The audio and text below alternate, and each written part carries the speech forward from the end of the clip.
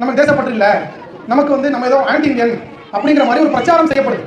தேசபக்தினா என்ன சொன்னா, தேசத்துல உள்ளவங்களுக்கு பயனுள்ள வாழ்க்கையா இருக்கும். நமக்கு அவங்களுக்கு ஏதாவது ஒரு துன்பம், தேசத்துக்காக நல்லது செய்யணும். இன்னைக்கு செஞ்சுட்டு இருக்கோமா இல்லையா? ஒரு உதாரணத்துக்கு எடுத்துக்கோங்களேன், ஒரு புயல் வந்துருது, ஒரு வெள்ளம் வந்துருது, ஒரு தொற்று, ஒரு நோய் தொற்று வந்துருது அப்படின்னா யாரு போய் முதல்ல நிற்கிறான்? சமீபத்தில் வந்துட்டு போனா கொரோனால எல்லாருமே பயப்பட்டாங்க. உறவினர்களை தொட்டா கூட நமக்கு அந்த கொரோனா வந்து நமக்கு வந்துருவோம் அப்படின்னு பயப்பட்டு இருக்கக்கூடிய நேரத்தில் அனாதைகளா பிணங்களை விட்டு போயிட்டாங்க. ஒவ்வொரு பிணமா எடுத்து பொறுக்கி எடுத்து அவங்க மதப்படியே, அவங்க மத சடங்குப்படியே அவங்களை வந்து இதே சடங்கு நடத்துறது முஸ்லீம்கள் தான். சமீபத்தில் கடைசியா வந்த வெள்ளத்துல நடந்த ஒரு 2 சம்பவம் மட்டும் சொல்றாங்க.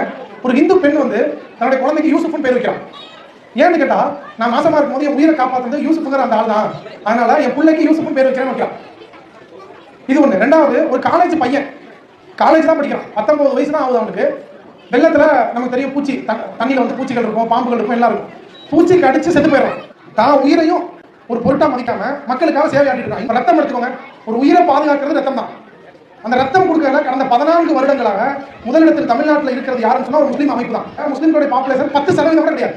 இங்க மட்டும் இல்ல, வளைகுடா நாட்டிலையும் வேலைக்கு போறாங்கல்ல, போய் அவங்க வந்து ரத்தம் கொடுத்து முஸ்லீம் இளைஞர்கள் தான் டாப் நம்பர் 1 இருக்காங்க.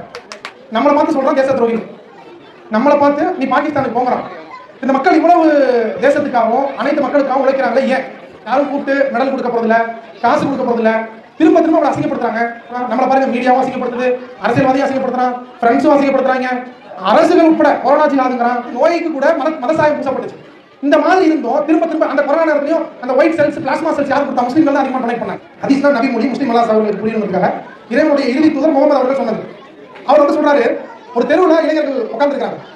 உட்கார்ந்துருக்கும் போது இந்த தெருவுக்கு நாங்கள் செய்ய வேண்டிய கடமைகள் என்ன அப்படின்னு கேட்கறாங்க. அதுக்கு இறுதி தூதர் சொல்றாரு, இந்த தெருவில் இருக்கக்கூடிய பாதையில் இருக்கக்கூடிய மக்களுக்கு துன்பம் தரக்கூடிய விஷயங்களை நீங்க அகற்றணும். உங்க பார்வைகளை தாழ்த்தி கொள்ளணும். பார்வைகளை தாழ்த்தி கொள்ளணும்னா நம்ம லாங்குவேஜ்ல சொல்லணும் அப்படின்னா, அடுத்த பெண்களை சைட் அடிக்க கூடாது. ஒரு இறை தூதர் போதனை பாருங்க. ஒரு தெருவுக்கே செய்ய வேண்டிய கடமைகள்னு நமக்கு சொல்லி கொடுத்துருக்காங்கன்னா, நாட்டுக்கு செய்ய வேண்டிய கடமையை வந்து சொல்லாம விட்டுருப்பாங்க. நபி ஸல்லல்லாஹு அலைஹி வஸல்லம் என்ன சொன்னாங்க? யார் வந்து பூமியில் உள்ளவர்கள் மீது இரக்கம் காட்டுறாங்களோ அவர்கள் மீது வானில் உள்ளவன், அதாவது இறைவன் இரக்கம் காட்டுறான்னு சொல்றாங்க. அது மட்டும் இல்ல, உனக்கு பக்கத்து வீட்டுக்காரன் சாப்பிடாம இருந்தான் அப்படிங்கிற நிலைமையில நீ சாப்பிட்டேன்னு சொன்னா நீ ஒரு முஸ்லீமே கிடையாதுங்கிறாங்க.